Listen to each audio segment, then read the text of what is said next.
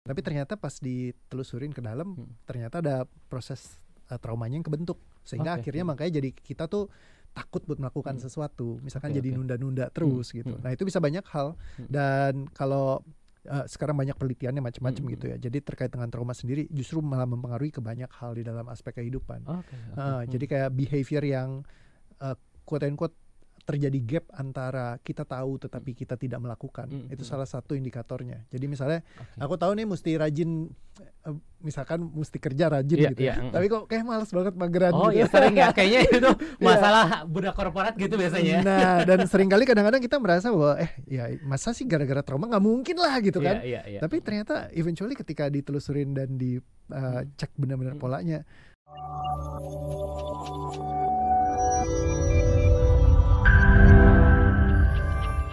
Mungkin kita mau kenalan dulu. Banyak orang yang sering kali dikit-dikit ngomongnya, enggak aku trauma gitu ya.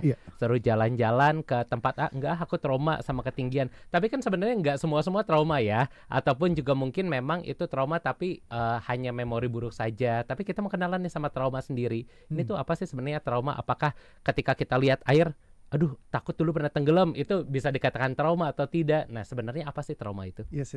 Sebenarnya trauma itu lebih kayak reaksi yang muncul. Jadi reaksi emosinya kita kalau kita mengingat sebuah keadaan tertentu. Ya, jadi kayak misalnya ke trigger atau semacamnya kan, memori kita kayak bisa ke flashback lagi ke pengalaman kita di masa lalu. Nah kadang-kadang mungkin dia nggak ke flashback tapi tubuh kita yang bereaksi sendiri. Jadi dia lebih karena reaksi fisik sih. Jadi reaksi fisik yang biasanya terbentuk dari sebuah pengalaman di masa lalu yang mungkin tidak menyenangkan atau semacamnya. Dia kekunci dalam tubuh sehingga dia bergerak sendiri secara otonom. Jadi kita nggak sulit sekali untuk mengendalikan. Jadi bukannya nggak bisa ya, bisa. Tetapi akan butuh proses buat kita nge-retrain dulu. Jadi kayak sistemnya nervesnya kita untuk supaya bisa tetap merasa aman atau tetap merasa nyaman di tengah trauma-trauma tersebut. Nah dia bisa sampai efeknya kemana-mana. Misalkan contoh kayak saat kita mau berinteraksi, let's say ada yang dulu pernah waktu kecil misalnya dimarahin gitu, jadi takut salah.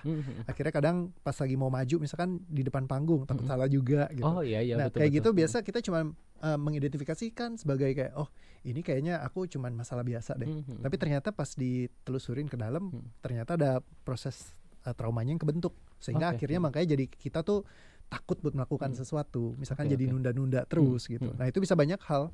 Dan kalau sekarang banyak penelitiannya macam-macam gitu ya. Jadi terkait dengan trauma sendiri justru malah mempengaruhi ke banyak hal di dalam aspek kehidupan. Jadi kayak behavior yang quote unquote terjadi gap antara kita tahu tetapi kita tidak melakukan. Itu salah satu indikatornya. Jadi misalnya aku tahu nih mesti rajin, misalkan mesti kerja rajin gitu. Tapi kok kayak malas banget mageran gitu. Iya sering ya, kayaknya itu masalah budak korporat gitu biasanya. Nah dan seringkali kadang-kadang kita merasa bahwa ya masa sih gara-gara trauma, nggak mungkin lah gitu kan.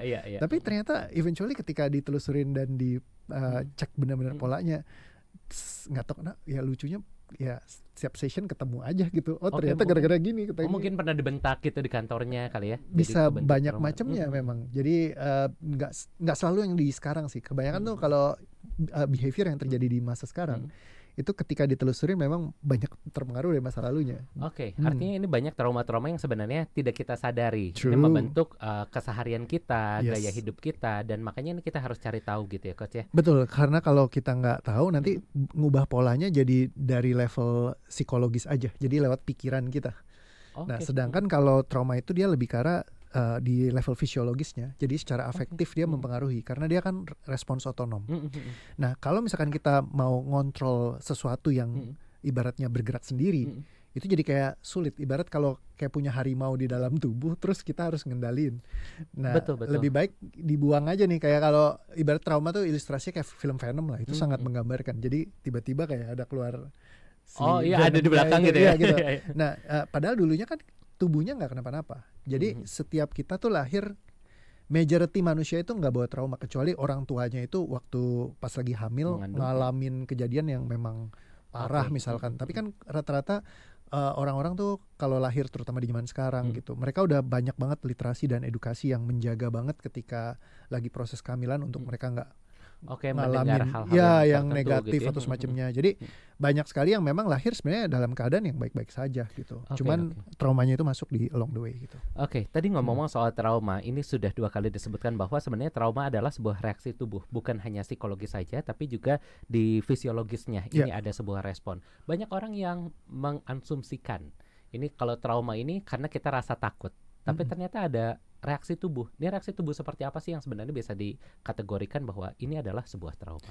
Sebenarnya bukan cuma takut, ya kebanyakan sih memang kita definisikan kayak takut ya. Jadi kayak kalau menghindari sesuatu kayak gitu. Nah, pola traumatik ternyata bisa terjadi juga kalau kita sangat menyukai sesuatu. Iya. Bisa contoh kecanduan gitu ya. Addicted ya. Ketika kita adiksi terhadap sesuatu, itu juga ada pattern traumatiknya di dalam sistem. Misalnya kita pernah ngalamin sesuatu yang menyenangkan, terus kayak itu terakumulasi karena pengalaman yang berikutnya juga mirip. Jadi nggak selalu yang negatif aja, yang positif pun bisa begitu. Misalnya kita kenapa sering doom scrolling gitu ya?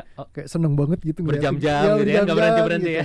Karena kan dopaminnya, misalnya kita nemuin konten yang benar-benar bagus. Ketika nemuin yang bagus kan kita seneng banget kan. Betul. Jadi kayak pas kita happy itu ke-retrain tuh.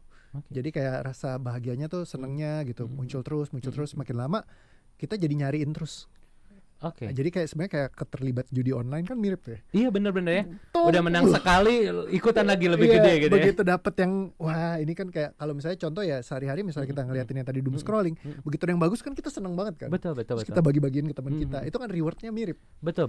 Sama kayak dari scroll sama kayak kalau judi itu pencet terus menang gitu ya.